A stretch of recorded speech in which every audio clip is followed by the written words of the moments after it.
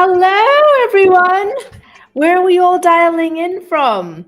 You have to tell me in the chats, and I can't read them because, I don't do these things so well. So thank you so much for coming into 3D Tech Fest today. I see we've got people from Malaysia and from Pakistan.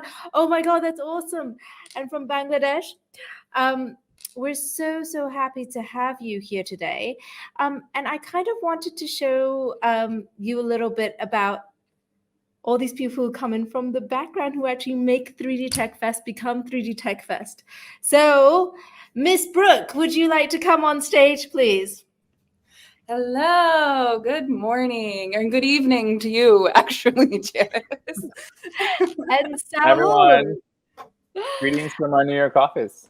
Okay, so listen, for everybody who's listening, these are the people who basically make my life much easier. And actually, they do all of the work to make us production ready for this. And there are some other people who are behind the scenes and they refuse to come on screen. So, Miss Wister, Brian, Joseph, thank you. And I leave Saul and Brooke to take it away for a bit. All right. Hi, everyone. Can you hear me? Can you hear me okay? Yeah. All right, fantastic. All right, well, welcome everyone to 3D Tech Fest. Give me 1 second while I pull up a little surprise video that we have in store for you guys. All right, so welcome everyone. My name is Saul Guzman. As Janice mentioned, I am the VP of Brand and Communications at Alvanon. I've been on the 3D Tech Fest team for the past 4 years. I can't believe it's been 4 years. This started off as an idea during the pandemic when we were all locked into our apartments. Can we connect with you? Honestly, and it's been truly an honor to work with this team. Now, when everyone is getting tired of virtual events, honestly, we believe that gathering virtually is our superpower. Nowhere else were we able to gather 60+ speakers from around the world to share knowledge with our global community of thousands of you at no cost. This year, however, we wanted to push the boundaries on what we've done in the past, as a team personally. Jason will take you through our past 4 years in a moment, but this year, with so much on the public discourse surrounding artificial intelligence, we wanted to investigate what intelligence really means and what does that mean in the world of fashion and technology. And we don't just want to tell you about it, we want to put it into practice. So here's a little video from, about how we sort of came about with the poster that you've seen in all the invites. So take a look at Wister's work.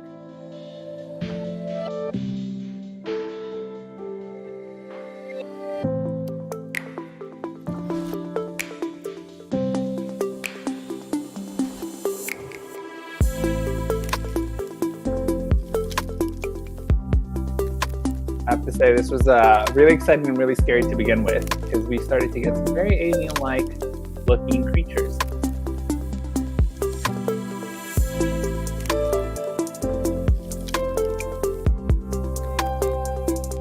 There's a Terminator, the initial result we got. And this is what we landed with. Yeah. But even then, I think for us it was really important to make it look like a human being, or at least some of the bodies that you guys work with every day in your softwares. So we kind of went back to the drawing board a little bit here.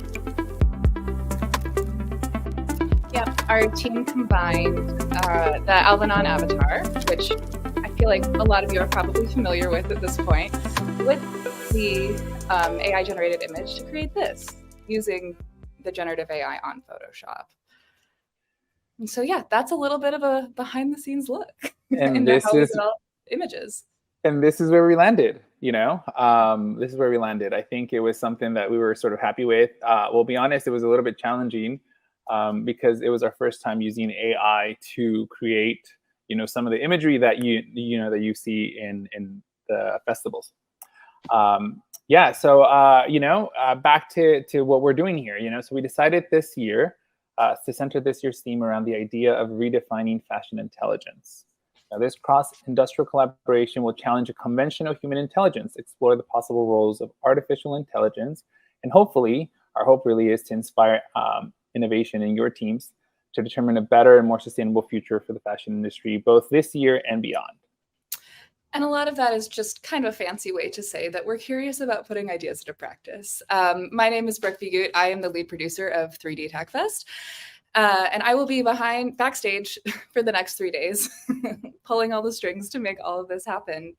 But before we get there, let's talk about why we decided to use this approach to the festival this year, and what it takes to kind of make this happen. The goal was to democratize and activate our curatorial process. So to do that, I put together Alvanon's very first ever open call, which was a call for speakers and proposals from folks of all levels and all areas of the industry. Anyone in any area of industry at any professional level was welcome and encouraged to apply. All ideas were good ideas. All ideas were welcome, no matter where they came from. So the proposals were scored anonymously, by our panel of industry experts, which included Ben Hansen, who's editor-in-chief of the Interline, Robin Lewis of the Robin Report, Elizabeth Keenan from Harvard Business School, and of course, Janice Wang, who you met a moment ago, is the CEO of Alvanon. Designing the festival this way was really intentional. We were pushing for ideas, like I said, any ideas that would cause the industry to pause and think about the work that's being done that you may not know about. It was an experiment that this year really paid off. This year's festival is filled with accepted proposals and new connections that are doing fascinating work in this industry. Only through this collaboration can we identify the struggles and foster the solutions that will leave a positive legacy. And that's why this year we're also embracing community in 3D Tech Fest via the Slack channel that Saul has mentioned already. So we can continue to discuss and debate the ideas presented here and beyond with you, generating conversation. Because what good is it to just talk at you from a screen, right? So as Janice often says, and I'm sure she will say it at least once today, don't waste a good crisis. That's exactly what we wanted to do here. By focusing on ideas in action, there's something for everyone in these 3 days. In principle, I only create things that I would want to attend, and 3D Tech Fest certainly fits that criteria this year. Okay. With that, I would love to bring back Janice Wang to kick off their first day of 3D Tech Fest. If I can find my mouse. Welcome back, Janice. I want to give you all a huge round of applause, because one of the things that actually this experiment showed for me was a little bit of a letting go, right? And as a leader, this is not so easy to do. And I don't know how many of you, any of you who are mothers of teenage children out there will also know it is not very easy to let go. And sometimes when you do, you get this explosion of creativity, and it has the faith that that we put in everybody on this team really helped shape everything, and also the tone of this whole 3 days. So first of all, I would just want to thank you all in the background. Okay, now back to, I guess, what I'm supposed to say, because, well, everybody kind of realizes that I am the chief procrastinator in all of this. And I just want to go and check what Brooke said. Don't waste a good crisis is not from me. It is from Rahm Emanuel, who probably stole it from somewhere else. And if you ever wanted to listen to that, there's an amazing Freakonomics podcast, because he is currently the consul. No, he's the chief ambassador to Japan. But anyway, back to this. I guess I would kind of show my age when I actually start to present slides, because when I started thinking about this, right, sorry, can't press the slides button. In sec. There we go. When we started thinking about this, I, of course, went to Google, because that's the search engine that I know. And this is what I got with a little bit of research, because I think that we're in extraordinary times. And my question really was, what do we do in a recession? Because whether believe it or not. And everybody says, oh, maybe it will be last year they said, oh, maybe it will be this year, and this year they said maybe it's going to be next year. It's definitely here, and we all can feel it. This is what I found. This is how a recession would affect the apparel industry. And it says, the fear that they may be unable to sell moderately priced replacement clothing in sufficient volume is the greatest concern of retailers. Middle-income consumers feeling the pressure of the tight economy are postponing or deferring replacement buying. Middle-of-the-road designers are just not selling. Despite this, designers such as Calvin Klein and Perry Ellis say that tight economic picture is not affecting the kinds of clothing they are designing. We can't just design basic clothes, said Mr. Klein, because there's no reason for women to buy them. And we have found that women are buying much more unusual clothing, said Mr. Ellis. The special items which encourages us to move in the direction of more advanced design. This kind of sounds familiar, right? By the way, where did I find this? I found this in an article from 1982. That recession changes the clothes buying habits. You know, this could have been, this article and the things that were said could have been from any of the big recessions we've had since. The names are for sure the same. And that's actually what kind of shocked me. It's like, wait, if any of you actually take the time to read this article, the scariest thing that you'll find is that everything that is said in here is applicable today and has actually also been applicable in every single post-recession economy where the apparel industry grew. The question is, why? Do we really need it to grow? You know, when this recession was happening, it was the late 70s to early 80s, especially when this big recession happened.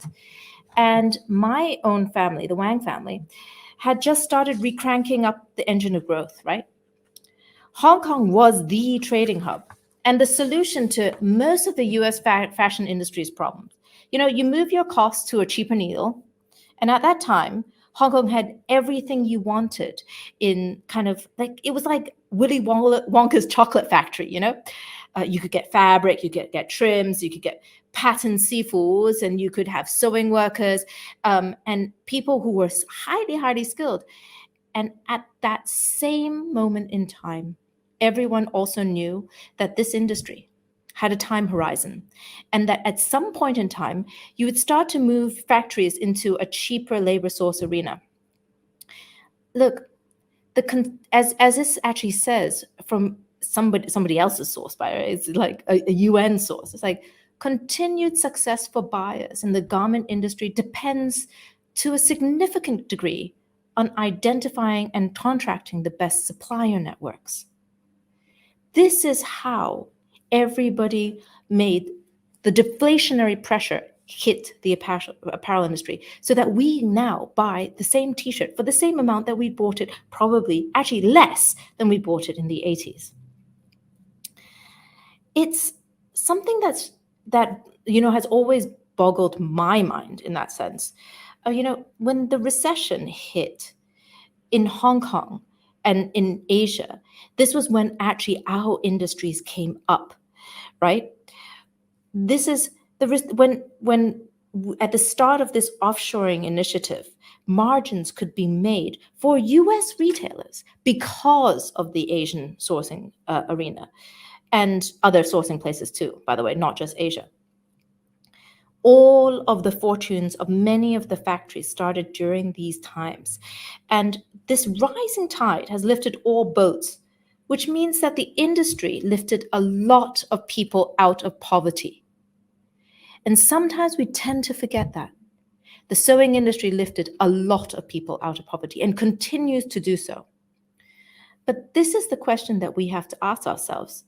Have we really changed our analog, one-directional kind of process from 40 years ago? And what will make this recession different? So, on that note, we're going to start this search again. And this time we're going to use ChatGPT.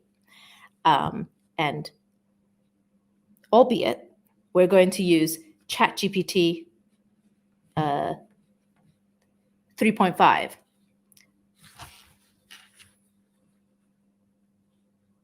Hopefully that's going to play as a video.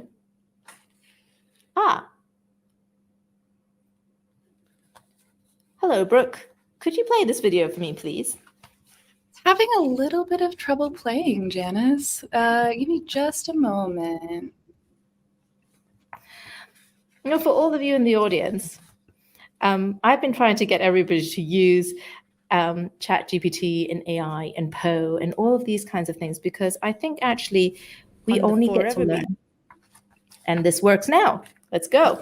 All right. On the Forever Be Learning front, I am learning how to, one, make a screen recording. And so I asked ChatGPT to write a speech on the forecast of growth of the clothing industry in 2024, citing research on previous recessions and how good brands can make better management decisions to create customer loyalty. And this is what came out for me. It took probably about 3 seconds. It doesn't sound like me. That's fine, whatever, right? That I expected. But the most important thing that came out of this was what it wrote, which was, during times of economic uncertainty, consumer spending on clothing tends to decrease. People become more cautious with their discretionary income and prioritize essential needs. However, history has also shown us that the clothing industry has had the potential to rebound and thrive post-recession. I think we all knew that part, especially on the discretionary income and prioritizing essential needs.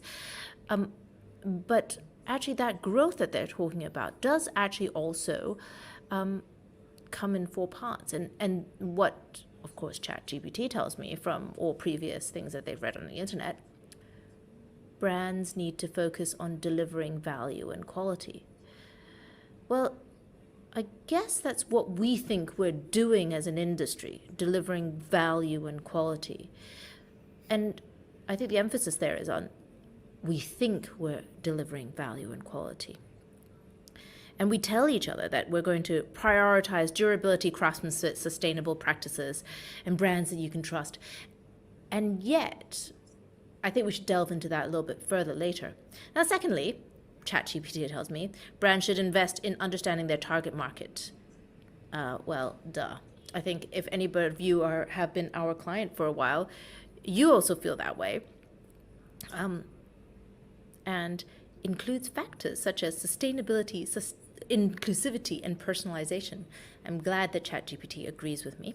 Anyway, furthermore, brands must embrace innovation and leverage technology to enhance the customer experience.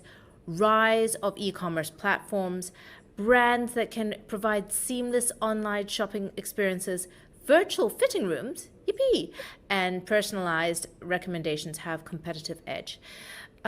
How many of these things really have we actually seen in the market?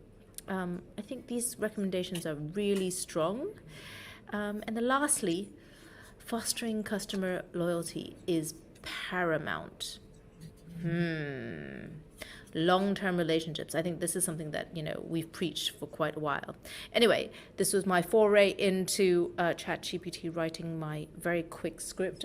Obviously, I could have written more things in here and gotten the prompts a little bit better, but you know what? I have 15 minutes to deliver this to you, so let's leave it at that. So here's the thing. We have some really strong recommendations from ChatGPT, and they're ones that McKinsey always will espouse. You read any article and they'll say these kinds of things. It's much harder said than done.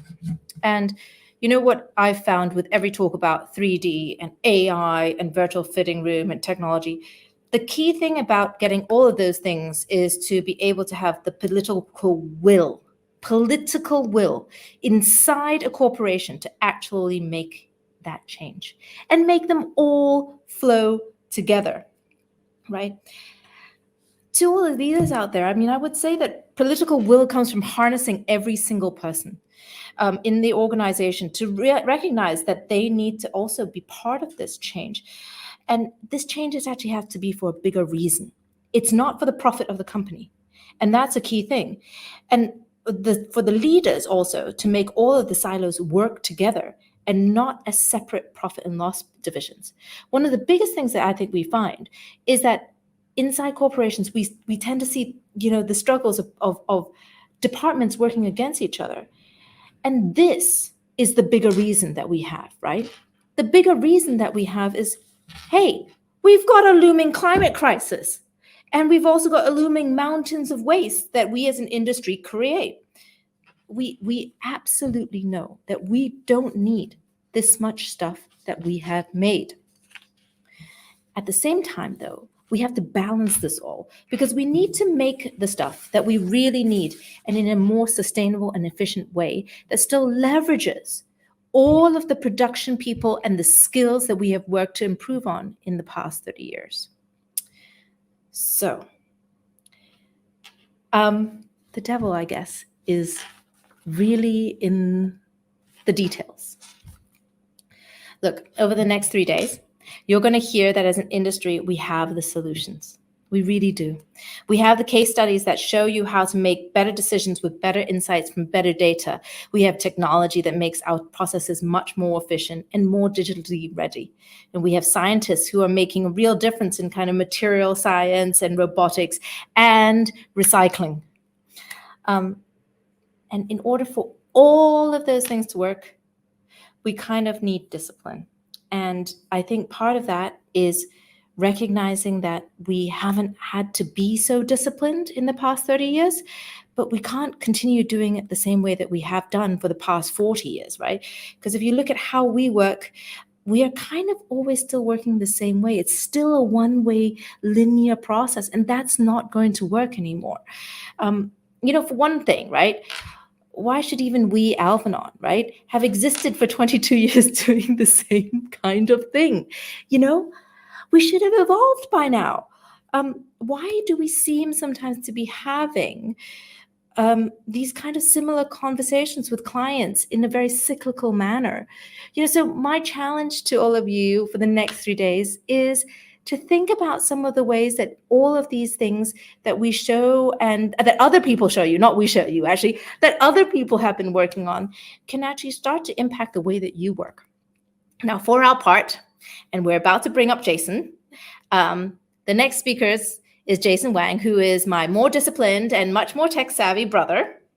And he's going to tell you what Alvanon's going to do. Because after having listened to you all for, most of 2 decades, and you've taught us so much, and you've also told us why you've worked with us for so long, Jason's going to show you a little bit about our roadmap as Alvanon, because we have been waiting to do this with you. And also what we think the roadmap could be for the industry. Because at the end of the day, we were never supposed to be a mannequin company. But we know that the fundamentals matter.